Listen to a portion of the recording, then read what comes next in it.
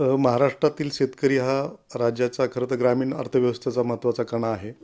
परंतु अनियमित पाऊस, गारपीट किंवा नैसर्गिक दुष्काळ, अतिवृष्टी, नैसर्गिक काही आपत्ती यामुळं काय होतं की आपल्या शेतकऱ्यांचं उत्पन्न येत नाही.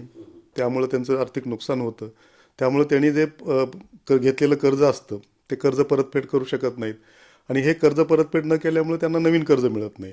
तर त्यासाठी मग शासनानं एक कर्जमुक्ती योजना आणल्यामुळं त्यांचं हे कर्ज भरणं हे परतफेड करून नवीन कर्ज घेण्यासाठी पात्रता ठरवण्यासाठी ही योजना आहे. त्याच्यामध्ये साधारणतः आपल्याकडे ग्रामीण पातळीवर जर विविध कार्यकारी सेवा सहकारी संस्था जे जिल्हा मध्यवर्ती सहकारी बँकेमार्फत कर्ज पुरवठा करतात, नॅशनल बँक आहेत, काही कमर्शियल बँक आहेत, त्यांनी जे प्रत्यक्षात शेतकऱ्यांना पीक कर्ज दिलेलं आहे तर ते जे त्यांचं जे पीक कर्ज थकीत झालेलं आहे त्याबाबत त्यांना कर्जमुक्ती देण्यासाठीची ही योजना आहे.